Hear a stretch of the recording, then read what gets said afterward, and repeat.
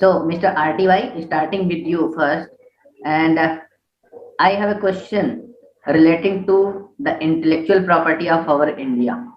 Intellectual property means the youth, 18 minus and 18 plus youth.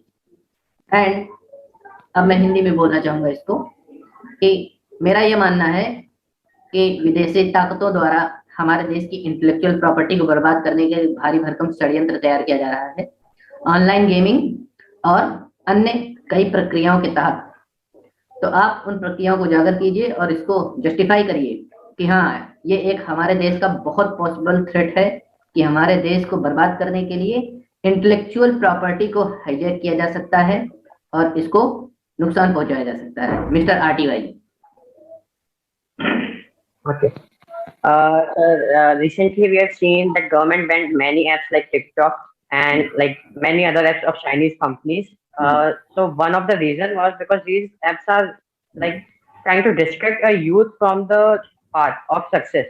It's trying to make them addicted to game, trying to make them do things which are not productive, like making short videos and all.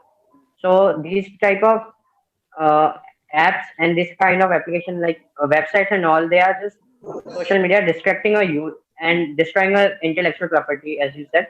So it is against a economy, directly economy and even our country. So that's what it's affecting our economy directly. I think Mr. Dwarka, you have more points, more idea. Elaborate it. Yes, sir. The intellectual property of our children, with the help of many apps and with the help of many software, our children is addicted to it. Like we can see the example of PUBG, or we can see the example of Free Fire. That games are more addictive in nature, and they are so addictive in nature that some children even waste lakhs of rupees of their parents on that money. So that is also very addictive in nature. That affects our economy. That affects our thinking process of our child. I want to add one more name, Blue Whale video game, जो हमारे बच्चों की जो है last level का होता है suicide. तो इसको भी इंक्लूड करिए और इसको एक्सप्लेन करके बताइए। Yes, sir. In the same way, there are many games like video games in the form of Blue Whale, and there were also Rax Pie that was in the news recently last year. So these games are so addictive in nature that children also sometimes do suicide kind of things, and that is the loss for of our country. Not only economic loss, but also the loss of our brain. So it has its national security impact on our country as well. And our government is focusing on this aspect. They are banning many apps which are having bad impact on our children.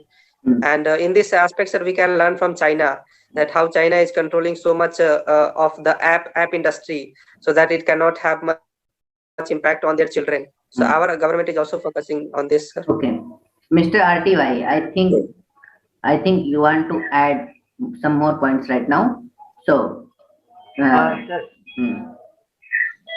So like Blue Whale, I know it's not a game. It's like a group. It was from a group on VK app, and that group used to influence children and their mind, and it used to make them psychologically so weak. And in the end, the children, they just get so much attached to those groups, and they do whatever they are told to do, like a hypnotism. And in the end, this is used to make them suicide. So the VK was like a group. It was a group on. Okay, Mr. Dwarka, coming to you. Recently, we have seen that there are many groups related with child pornography.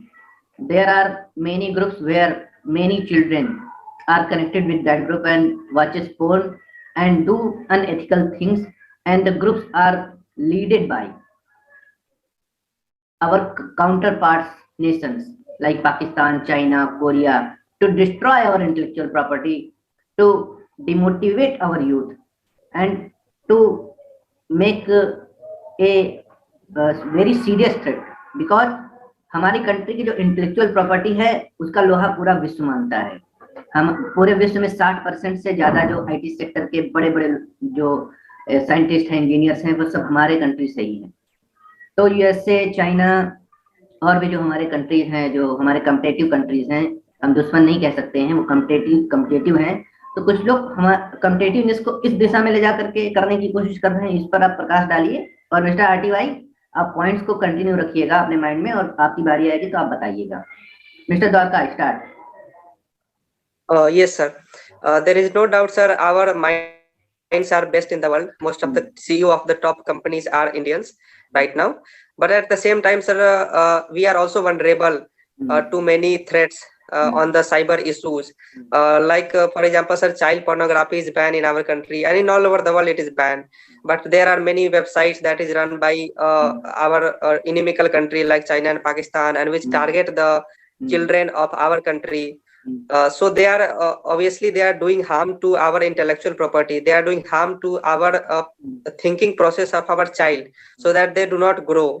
And if they are very intellectually high, they are being like stretching themselves to a wrong path, so that we cannot go into the economic aspect of that thing. So yes, sir, that is harmful for our country. Acha, okay, Mr. Yes. Dutta, apart from the interview part, I remember that you are suffering with some issues. How are you right now? Sir, I am feeling good, but since the whole room is closed, so I feel some problem in everything. Okay. But overall, it is good, sir. No major issue I am facing. I think you are feeling claustrophobia right now. Yes, sir. Yes, claustrophobia. Okay, so try to get in your roof and walk in roadside where no one is there, and keep yourself secure and take care of yourself. Okay. Yes. Thank you, sir. Mr. RTY, now conclude with your points. Sir, the groups that are being formed like by these countries, they are operated just to make a new kind of propaganda. It's like they are using this new kind of field, pornography and all, to distract the youth from the main part, like just as I said before. These kind of groups, they are basically formed to change their psychological process of the people. Like it's not at all productive. It's so loud. So that's what I have to say. Okay.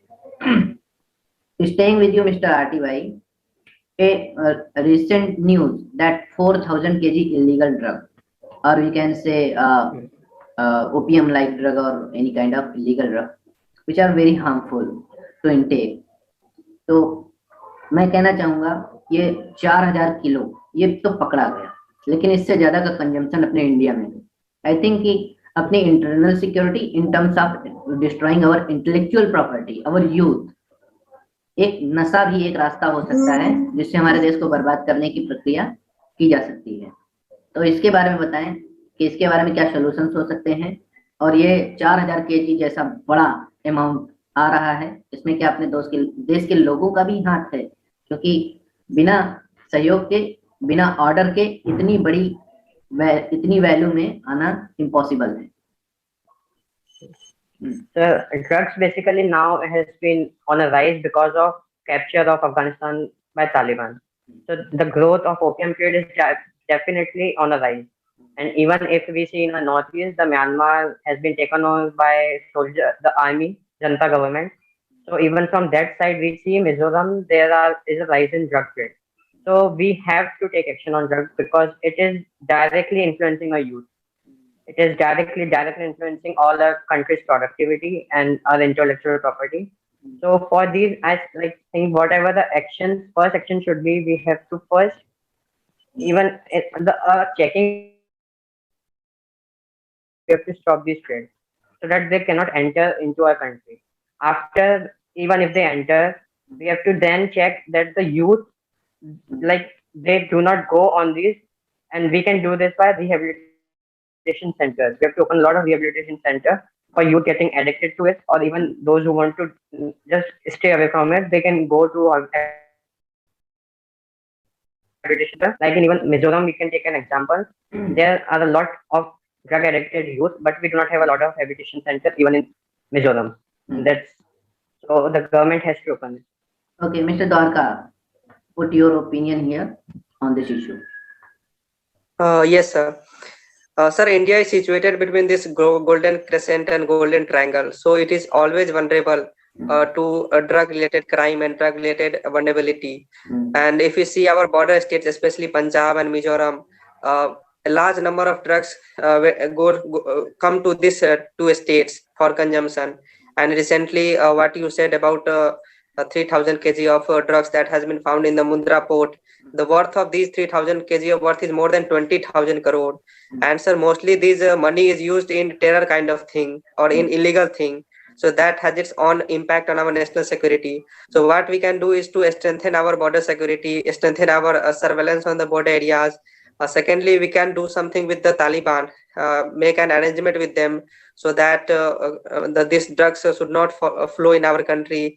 In the Myanmar also there is a coup, so that and because of that also the drug coming to Myanmar, Mizoram and Manipur, Nagaland area is increasing. So but at that border we cannot do much surveillance. But at the same time, we can do the rehabilitation part. A lot of children of Punjab and Mizoram are into this.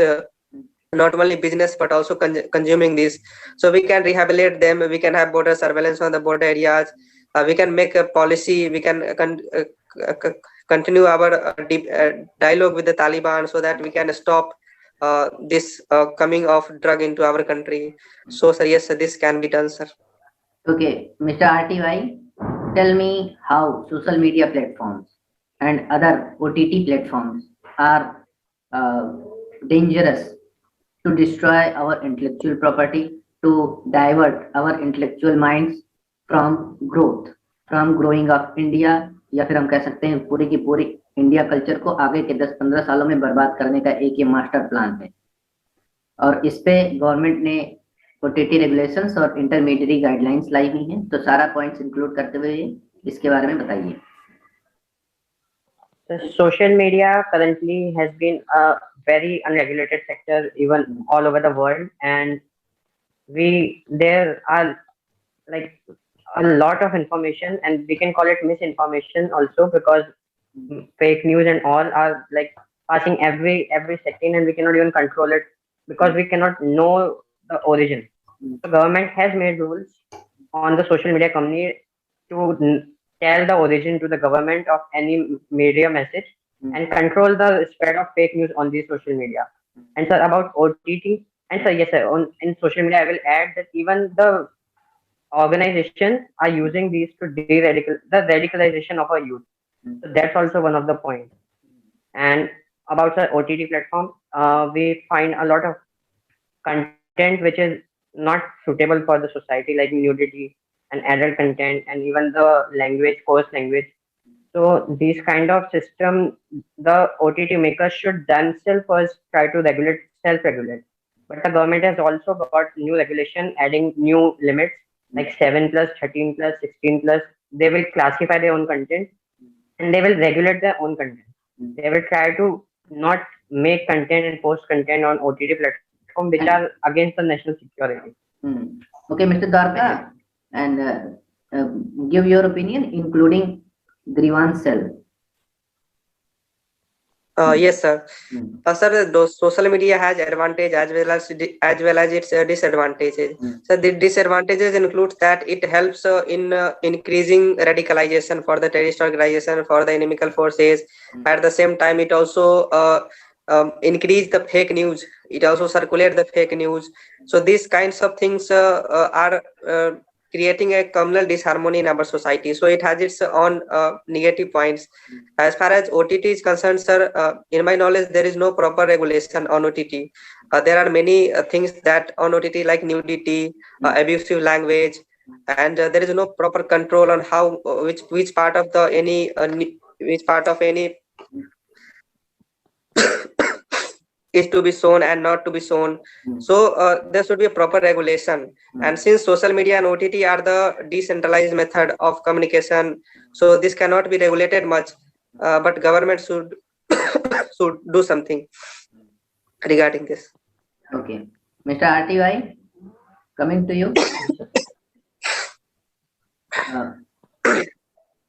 जो तालिबानी government की ideology है, उसको हमारे India के कुछ youth ने, कुछ एक स्पेशल ग्रुप ने या फिर कुछ स्पेशल पार्ट के लोगों ने सपोर्ट किया हुआ है। तो इस तरह का सपोर्ट होना अपने देश में, अपने देश के लोगों के मानसिकता इस तरह से डेवलप होना, आई थिंक कि this is also a very big challenge to our national security, because ये हमारे देश की यूथ कल ही बड़े होंगे और पूरे देश का भार इनके कंधों पे आने वाला है। तो ऐसी आइडियोलॉजी को सपोर्ट करना एक ये डेंजरस आइडियोलॉजी है तालिबानियों की। तो आप इसको कैसे देख पाते हैं और इसका क्या इलाज सोच पाते हैं कि देश में यूथ इस तरह की आइडियोलॉजी का सपोर्ट ना करे? So first of all, this is happening because like people are using social media and all, and we do not have a check on the new information flowing in it. So there is a lot of disinformation, misinformation, and infodemic flowing on the social media, and so you do not know the correct path. So that's why they are being radicalized by these organizations, especially like ISIS in Kerala. We have seen. So this radicalization of youth is being going on, and these youth in the future they will be the leaders of the nation.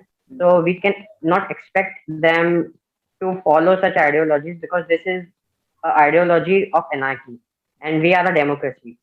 So we need new regulations, and these regulations first we need to de-radicalize them. Mr. Dwarka, continue.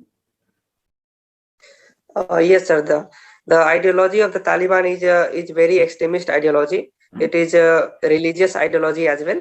So in our society as well, our youth is more inclined to such ideology. There are certain youth. At the same time, we can say that the ideology of the Taliban is to capture the power, and that is also the ideology of the left wing left wing affected region, and insurgent groups like CPI, Maoist, and insurgents of Jammu and Kashmir when they want to throw the government, and the insurgent groups of Northeast, they also want to overthrow the government.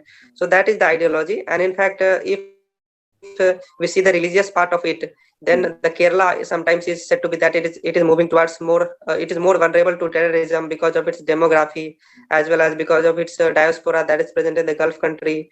So yes, sir, the ideology of the Taliban is engulfing our country, and sometimes there are many voices that we can heard that some section of the Muslim community, they want Sharia law to be in our country. So that is also the ideology of the Taliban. And we can also sometimes say that the mob lynching that happens is also something related to the ideology of the Taliban, to do the instant justice in the way that we do not have to go to the judicial proceedings and all. So that is creating an anarchy in our society, and the government should do something regarding this, sir. Okay. Now, define how mob lynching is different from murder. Sir, mob lynching is the act of violence. It is done by a mob with the intent of doing instant justice, so that they do not have to go to the judicial proceedings, and the mob do not have the belief on the judicial systems that the particular person who is the victim, not victim, but who is the accused, would get justice. They would not get justice, or they would not get punished by the court. So in that aspect, they want to do the instant justice. So they do mob lynching kind of thing. And the murder is different from mob lynching in the way that somebody want to kill somebody want to kill anybody. So that particular person go and kill them. So it is different from the mob. Mob kills only those people who are affecting the society, while murderer kill those people who are affecting individually to that person. So in that way, sir, mob lynching is more dangerous than murder, sir. Okay, Mr. RTY, I am audible to you. Sure.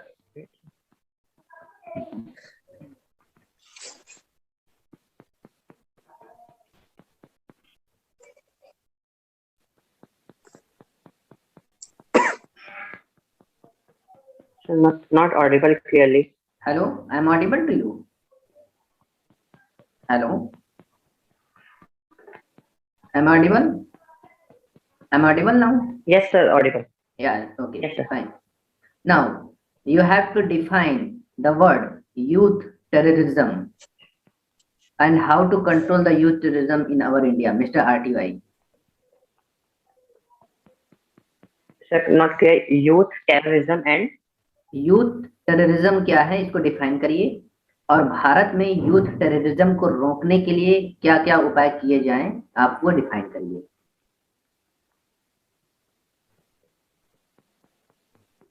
So, youth terrorism. Yes yes So youth terrorism is like the youth going on the path of terrorism by no due no to radicalization. then leave now Mr. It's like Dwarka define youth terrorism and how to protect our country or our youth from this type of terrorism. Yes, sir. Hmm. Sir, we can define youth terrorism in a way that if a particular person, if he is well qualified and he does not get the job, if he is unemployed, then he can be involved in many activity which is detrimental for our national security. He may be involved in money laundering activity, cybercrime activity, or we can say in terrorism activity, so that he can earn some money. So the major solution for this is to provide employment to the youth. And also at the same time there are many youth who are employed also, but they are also involved in terrorism. So for that solution could be that we have to stop the radicalization process. We have to do radicalization, de-radicalization thing, and counter radicalization thing, both things. So in this way, sir, we can reduce this youth terrorism, but most important part would be, sir, creating employment for them. Okay, Mr. RTY, now you have to tell that what is the political importance of our northeast states? Northeast India. Okay. The Northeast India firstly form a major part of a Act East policy. The Act East policy, like connecting to the Myanmar and even ASEAN and all. It's a bridge between the both. It is a huge resource or huge forest reserve. Even more than 80% of the Mizoram kind of states are filled with forest. So it's a huge reserve, natural reserve. Even, sir, according to natural resources, there is a lot of crude oil in states like Assam, and so connecting with even the youth. We have a lot of huge population living in Northeast India, which can be a huge productive resource for the nation. Okay, Mr. Dwarka, complete the answer and give all points you have remember right now. Yes, sir. Sir, the political importance of northeastern part of India is very much, as we have shifted from lookist policy to actist policy. So this northeast area is said to be the launch pad of this actist policy, and through this northeast only we can connect to Southeast Asian country. At the same time, sir, there is a particular state called Arunachal Pradesh, which is part of northeast, and that is very important regarding our relationship with China, regarding political relationship with China. So in the future, if we have to deploy any kind of missiles or any kind of air defense system, then we can deploy there. If we have to do any kind of pro-development, pro-democracy movement in China, then we can launch with the help of Arunachal, the demography of the Arunachal. So it is on this all this aspect, the political importance of Northeast very much, sir. And apart from this, sir, economic benefit of Northeast is also there. And it is a very diverse region, so it has its sociological benefit and sociological importance as well. So, sir, this is all about Northeast. Okay, Mr. RTY. Now, define what is proxy war and give some examples also. I cannot hear. Define what is proxy war and give some examples also. Okay. So proxy war is like fighting a war, not directly, but using some proxies. Like I can explain the example. Like Pakistan has been using proxy wars in India. It has been training terrorists and sending them directly. When these terrorists are caught, Pakistan does not take any responsibility and it just denies. So they are like doing a war on India, but they are not at all responsible. We can take an example like happened on 26/11 in Mumbai only. We had on the Taj attack. It was like a proxy war by Pakistan, and we see regular attacks in Jammu and Kashmir, even like Jaish-e-Mohammed and all. They are all proxy war. They are not like regular nation war. I think, Mr. Dwarka, you can give more clear answer on this. So define all the things. Sir, the war which is long and protected war, through which a particular result is like desired, which cannot be get from the regular war. That is called proxy war. If you see the example of the proxy war, then Pakistan, what Pakistan does in India in 1980s during the Khalistan moment, and what Pakistan is doing in Jammu and Kashmir from the 1989 onwards is the example of the proxy war. And in this particular proxy war, there are a number of characteristics of proxy war, like armed revolution, giving support to the insurgent groups, giving support to the a communal divide, taking advantage of the communal divide, whatever internal fault lines we have, exploiting those internal fault lines. This is all part of the proxy war. So this is all about the proxy wars. Okay, staying with you, Mr. Dwarka. Tell me that how privatization of our government banks will be a huge benefit to our people of country and our banks also. Yes, sir. Sir, the privatization of banks will have several. Second thing, the NPA non-performing asset of our bank will definitely decrease because in NPA is mostly in the public sector bank, and private sector bank there is no NPA or very less NPA. Third thing, sir, our banking system will improve, sir. We will have less loss in the private sector bank. Public sector bank are mostly in loss, but private sector bank are always in profit. So they will be in profit, so that our economic system, since bank is called the hearts and lungs of our economy. So since this will be strong, then our economic step will be more. So that will definitely have its impact on our national security as well. So these things will help our country, sir. Okay, Mr. RTY, give your opinion on the privatization of government banks. Sir, firstly, I'll start with NPA. So more than 70% of India's NPA has been concentrated in the public sector banks. So if we privatize them, these NPA problem can be solved.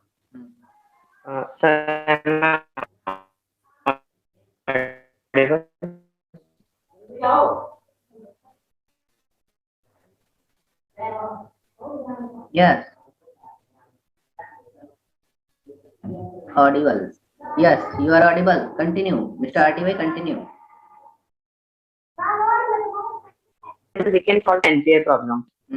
And so secondly, the ratio, if we spend 1 rupee in public sector bank, we just get a return of almost 0.8. But if we spend the same money in private sector bank, we get a return almost 5 times more. It's 3.6 rupees per rupee invested. So, sir, the profitability of private sector bank is very high. And so thirdly, the management system of private sector bank, the board, it's better than the public sector bank, because the interference from political government has been lower in private sector banks, so they can take more decision autonomously. So the autonomy will increase with privatization, which will again increase the profitability. Okay, now I want to end the session and hope you both have enjoyed the session, and let's end with this session with this victory sign, and all the best for for your future, both of you. Thank you, sir. Thank you very much, sir. Thank you.